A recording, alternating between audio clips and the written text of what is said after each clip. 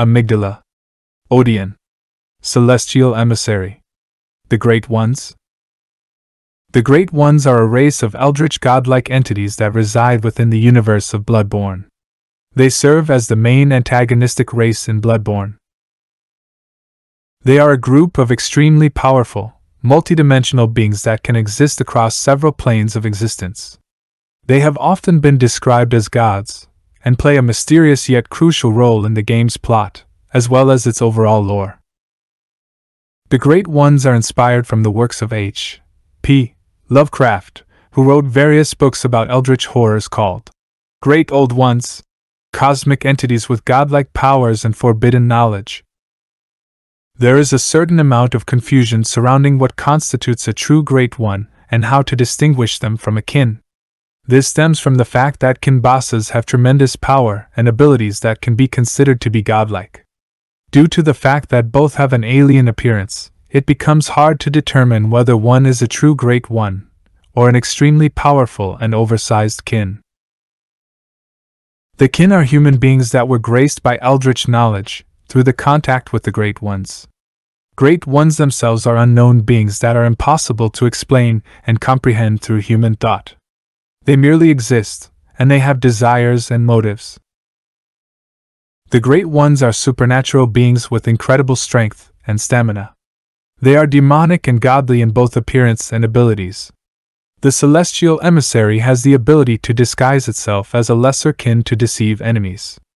The brain of Menses can cause frenzy with its stare. Murgo's wet nurse can summon illusionary copies within a nightmare realm. The Moon Presence has the ability to levitate and controls the hunter's dream. Ebrietas, daughter of the cosmos, is able to create a more powerful star explosion akin to a call beyond. Amygdala resides within the nightmare frontier and can create devastating lasers with its eyes. And Ram, the vacuous spider, is able to summon spider-like underlings at will.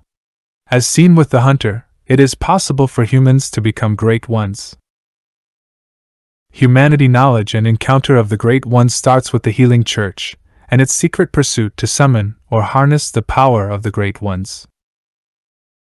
The Great Ones are not of this world, but powerful enough to be seen as gods. They were worshipped by most Yharnamites, either directly or indirectly. Moreover, Great Ones are eldritch beings that reside on a higher plane than humanity. They are initially revered by the scholars in Byrgenwerth. The Great Ones either directly or indirectly cause the Scourge of the Beast, a blood-borne affliction tracing back to contaminated blood found within the lost labyrinth of Thumuru. They were here, in the labyrinth, long ago. They appear to be much closer than you'd think at Byrgenwerth. Men were sent into the labyrinth, and an academy was built to understand the strange discoveries inside, generally called the Truth.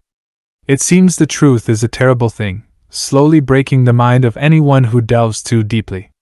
Awful things happened at Byrgenwerth, and as a result, the church closed off not only the academy, but the entire forest, calling it forbidden. Whether or not the Great Ones are actually gods or just higher levels of beings is inconsequential. The question itself is entirely academic. The important thing is, they exist. They have an influence on the world. They appear to be ageless, but they can be killed. Their powers are strange things, often involving teleportation or energy or things that the human world cannot do.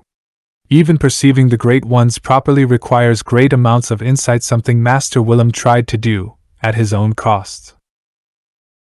One of strongest Great Ones appears to be the Moon Presence, the creator of the nightmare the hunter is trapped within. Others are Eden, Ram, Murgo's wet nurse, Amygdala, the Celestial Emissary, the brain of Menses, and Ebrietas. Eden, one of their number, has transcended beyond the others, to the point that he no longer has a physical body but instead is just a voice and an influence. He is very powerful and has become sort of timeless, thus potentially making him the most powerful, yet the most indirect, of the Great Ones. He is also the only Great One explicitly referred to as male, with all the others' genders either female or undefined, assuming the Great Ones even have humanly definable genders. Some items' descriptions tell about Great Ones living in the dream and others living in the nightmare. Humans have been able to contact them through the use of phantasm, little invertebrates found in the labyrinth. Interestingly, Murgo's wet nurse and the moon presence are themselves never directly identified as Great Ones. Whether this is merely an oversight or an indication that they are indeed a different class of being is unknown. The plague was used as an outlet by the Great Ones as an attempt to find a surrogate for their lost children. As evidenced in description of each 1/3 of umbilical cord, this process involved the pale blood moon and an attempt to foster a new child for a Great One that lost their own. In the world of Bloodborne, babies that are treated as special, in one way or the other, are offered as lures to the Great Ones. When it comes to living creatures, the stronger or more advanced you are, the fewer offspring you produce in your life. The Great Ones have all lost their children because of their positions, and as a result, they're attracted to these special babies. The babies are one way of calling them. Every Great One loses its child, and then yearns for a surrogate, and Eden, the formless Great One, is no different. To think, it was corrupted blood that began this eldritch liaison. The Great Ones can be classified into 3 distinct groups: true, kin, and failed Great Ones. While I think each group and each one deserve its own video, no harm can be done with a brief summary for them. True Great Ones. Amygdala. The amygdala, considered a type of lesser Great Ones, which gather around the places where the influence of higher Great Ones may manifest. This being takes a form that is more or less arachnid, with 7 arms and a lean, almost stick-like body with an opening in the chest. It has 6 clawed fingers on each hand, 2 of which display a glowing light on the palm, and its legs are hunched and bent like a reptile. The head consists of an almond-shaped organic cage containing the brain, which is host to dozens of large lidless yellow eyes and octopus-like tentacles, and it has a short tail. There is very little is known about this being, but it has by far the most prevalent iconography in the world, with statues of the being's likeness common in Yharnam, with the Grand Cathedral sporting a line of statues along its inside stairs. A very clear statue of it can also be found in the Hypogean jail. In addition, 2 tentacled versions of it appear in Yharnam and will draw the player into their hand with a vortex, which terrifies and inflicts frenzy before simply dropping the player, and under special circumstances will send the player into a specific part of the nightmare, with one giving access to the hunter's nightmare, and the other given access to the lecture building. Patches is a devoted worshipper of Amygdala, and is apparently on relatively good terms with it, jokingly asking it to have mercy when it encounters the player. Though he is shocked when it dies, Patches eventually leaves to find a new god in the labyrinth and states, "Think not of poor Amygdala. Upon that piteous bastard, you bestowed salvation before leaving," though it is not certain as to why he considered that being as such. Another Great One is the brain of Menses. When the school of Menses entered the nightmare, they retrieved an immobile Great One from the depths of it, appearing as multiple horrid eyes within a rotting brain equipped with a claw. Though they knew the being, whatever it was once, had somehow gained the eyes on the inside that all seek, the eyes were of a clearly evil nature and had left the brain rotted, and neglected to pursue whatever methods were used to ascend its mind. Despite this, they recognized that it was a true Great One and left it in a tower within the nightmare to serve as a guardian from intruders, and to stand as a living relic. It is first encountered when approaching the castle in the Nightmare of Menses, emitting a maddening aura that damages and induces frenzy on whatever is caught in the light, requiring the player to sneak past the light to reach the door. Eventually one can discover the lever that keeps it suspended, and drop it down into the depths of the nightmare, where it cannot do harm. Later it can be reached by elevator, where one can use the make contact gesture to eventually gain a moon rune before slaying the being. Next Great One is Ebrietas, daughter of the cosmos. We did a detailed video of her before, but here is a brief summary. Known by some as the Left Behind Great One, she was first met by the choir after they used the Great Ischalus to have an audience with her.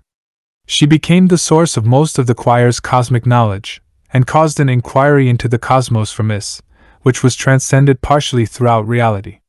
Together they looked towards the sky, attempting to discover the secrets of the cosmos, and possibly allow Ebrietas to return to it. Most likely it is the source of the old blood for the Church, according to Alfred, and various experiments have been carried out with its use, including attempts to create an artificial Great Ones. She is encountered in a secret cavern beneath the grand cathedral called the Altar of Despair, bowed in front of the remains of a being resembling Ram, only attacking once she herself has been attacked. Kos and Orphan of Kos. Resembling one of the crawlers, but without tentacles and with a human face and arms with hands, she was the object of worship for the residents of the fishing hamlet. Due to this, they became fish-like in appearance, and when they were discovered they were attacked by a group of Bergenwertha's scholar hunters. Confirmed members of the party are Gehrman and Maria, but it is likely that Willem, Lawrence, Michael Ash and possibly Ludwig were involved. They slaughtered the villagers, opening their skulls to find eyes, and eventually discovered the washed body of Kos, which was already dead for unknown reason. They did some horrid thing to her, possibly harvesting the blood and parasites from it. It's more than likely that they retrieved the orphan's umbilical cord as well. When they were finished, Maria is thought to have become so disgusted by her actions that she threw her beloved weapon into a well, unwilling to stomach the sight of it, and was likely to have committed suicide. But the orphan of Kos' consciousness remained, and those that became drunk with blood were pulled into its hunter's nightmare, where they are trapped for eternity, living in an endless hunt. Most of the old hunters were trapped by this world, with the exception of Gehrman, who became imprisoned by another being. When the player finds the corpse, they see the orphan emerge from its womb. Once they kill it and banish its essence, the orphan is returned to the ocean and the curse is lifted. Thanks to her blessing, Ram, the vacuous spider, was turned into kin. Another noticeable true Great One is Murgo and Murgo's wet nurse. Murgo is an infant Great One, suspected to be the child of Yharnam, the Mirian Queen and Eden. The child appears to have been stillborn in some fashion, as evidenced by the item description of a certain third umbilical cord. Every Great One loses its child, and then yearns for a surrogate. This cord granted Menzies audience with Murgo, but resulted in the stillbirth of their brains. Resembling a six-armed Grim Reaper with no head, Murgo's wet nurse appears to be the prime Great One associated with the school of Menzies and Murgo, and is located atop the castle in their nightmare. As the name implies, it likely attended to the needs of Murgo, the child of Yharnam, the Thumerian queen. By using one of the 3/3 chords, the members of the school of Menzies performed the ritual which allowed an audience with Murgo's spiritual form and the child's attendant. Her crying caused the lowering of the blood moon, which turned the blood-infected Yharnamites into beasts, but it also damaged the school members' brains and left them inert. The sacrifice of their own physical bodies was needed to project their minds into the nightmare of Menzies, but that sacrifice served their needs. This realm was hosted by Michael Ash, and it was by his own design or want that the nightmare came to be same as Gehrman. After an audience with the moon presence was given a home that was tied to his hopes and desires. When the player arrives, Yharnam is found looking up at the roof of the loft, her bloody dress implying a birth or cesarean that may or may not have caused the death of Murgo pre-birth, in the womb, or very quickly after leaving it. They fight with Murgo's wet nurse atop the loft, and its death causes the death of Murgo, ending the nightmare and halting the spread of the beast plague. Yharnam bows to the player and disappears after the fight, likely because her child was kept in the nightmare by the Great Ones or the school of Menzies, and has been freed from it. There is a theory that says the wet nurse is Murgo, or more likely was created by Murgo. A possible explanation for it is that Murgo, after being pulled from her true mother's womb, needed someone to replace and to take care of her. Evidences are, the appearance of this being appears to be rather Thumerian like her real mother. Just like Murgo, her body is invisible and does not bleed. During the fight we hear her cry, but we don't see the baby anywhere. Drops a 3/3 chord, same as Ariana's child, who is most likely also the child of the Great One born of a surrogate mother. And finally she is able to create seemingly infinite copies of itself, indicating that the wet nurse is not a being of flesh and blood, but rather a projection or creation. The orphan of Kos, though seemingly unborn, was still able to create a physical form in which to defend itself from within the nightmare, so Murgo is presumably doing the same. Next true Great One is the Moon Presence, also known as the Blood Moon. A tentacled beast-like creature made of exposed flesh and bone, it was the being beckoned by Lawrence with one of the 3 third chords. Using Gehrman as a surrogate child, it used his memories to shape the dimension it rules into the likeness of the workshop and create the hunter's dream, and kept him there to both serve as assistants for the hunters and simply to exist as its replacement child.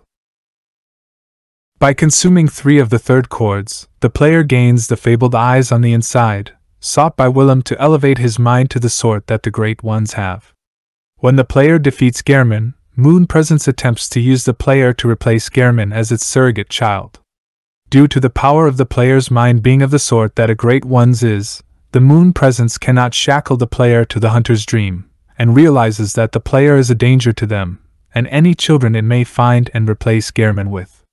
Upon slaying it, the player transcends the bounds of humanity, and becomes an infant Great One, adopted by the doll and fated to lead humanity into its next stage of evolution. According to dialogue from the doll and cut dialogue from Gehrman, its name may be Flora. Eden, the Formless.